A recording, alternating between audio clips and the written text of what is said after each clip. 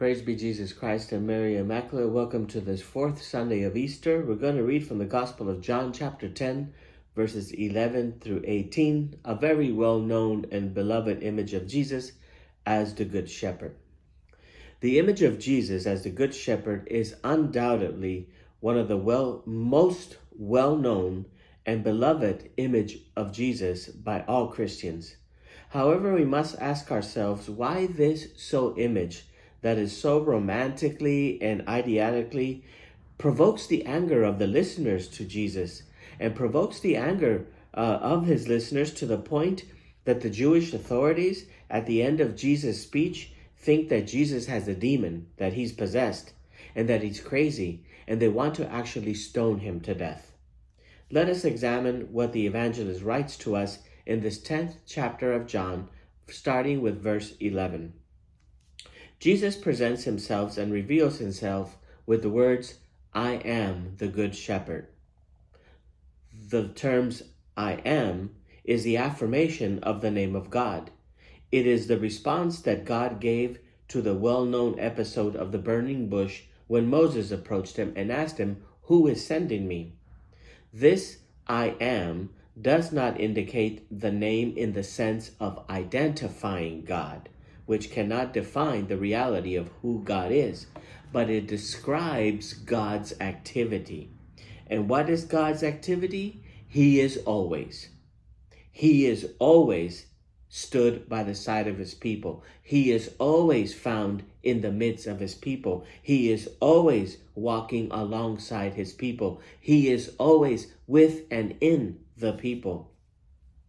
Then Jesus asserts the fullness of his divine nature, and he declares that he is indeed the Good Shepherd.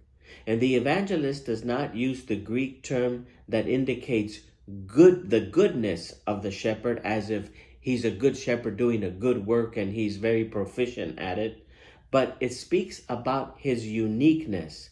What is literally the beautiful shepherd.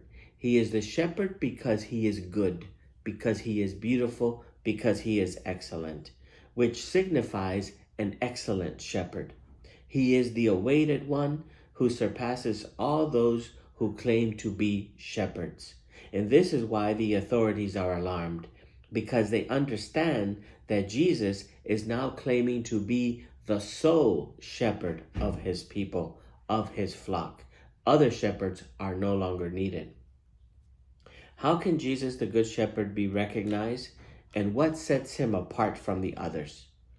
From Jesus, the answer comes to us in Jesus' willingness to give his life for his sheep. Jesus alludes to the prophet Ezekiel, where there's entire image of a true shepherd.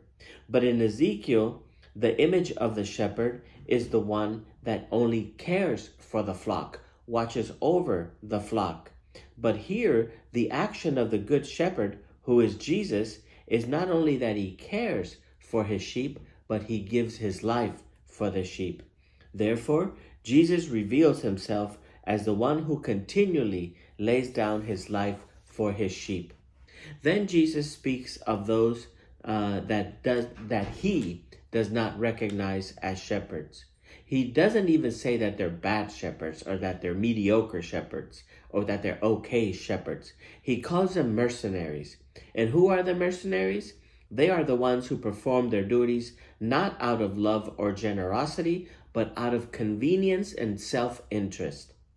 Is what Pope Francis calls career clerics, career priests, career deacons, career religious. You know, those in our realm who do not pastor the shepherds, the sheep, out of love and concern, but they do it out of their own profit. This is why the authorities become angry with Jesus, because they understand that his speech will expose them as mercenaries who are not true shepherds.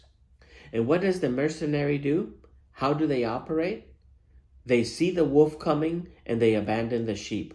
They flee, leaving the sheep vulnerable and being kidnapped and scattered by the wolf, because he is a mercenary and he does not care. This expression has no concern for the sheep describes a thief. The mercenary is the one who acts only for his gain, while the shepherd is the one who acts in the interest of the sheep. His interest, his sole interest, is the care, the love, and the concern for the sheep. And Jesus reiterates, I am the good shepherd, and indicates his relationship with the sheep, that is, with his people, with us. He is our good shepherd. I know my sheep, Jesus says, and the verb to know indicates an intimate and profound experience of Jesus. And my sheep know me. Jesus not only intimately and profoundly knows us, but he allows us to intimately and profoundly know him. It is a relationship of shared love, received love, a dynamic of received love, of love given to others. Jesus continues, just as the Father knows me and I know the Father. Jesus elevates his relationship with the Father to his disciples and to us. Jesus gives us the same experience of relationship which he shares with his Father, and he wants us to experience it not only with his Father, but with Jesus, and here's the stretch, with one another. And what is the Father's relationship with Jesus? A continual communication of his spirit of love. And the consequence of this love relationship is that Jesus gives his life for his sheep. Good questions for us to ponder this week. What do we do with the life that has been given to us by the Father? With whom do we share it? Do I merely seek to preserve it and to keep it for myself? Again, Jesus does not give his life for us only in an emergency. It's his usual way of operating. It's his natural way of acting. Jesus continually gives his life to us, and Jesus concludes, for this reason the Father loves me, because I give my life and I take it back again. Where there is no love without limits, there is an unlimited life, and no one takes it away from me. I give it on my own accord. It's good for us to remember that we possess only that which we are willing to share with others, to give with others. And Jesus concludes, I have the power to give it and the power to take it up again. Life cannot be taken away from anyone who gives it away freely. What then is the sole command that Jesus gives to us at his Last Supper? It is the commandment of love. Love one another without limits. And as we reflect on the boundless love of God, the Good Shepherd, Jesus the Good Shepherd, and his commandment of love, let us ask ourselves, how will we respond to this call to love without limits? For whom am I willing to lay down my life for in imitation of the Good Shepherd? God bless you.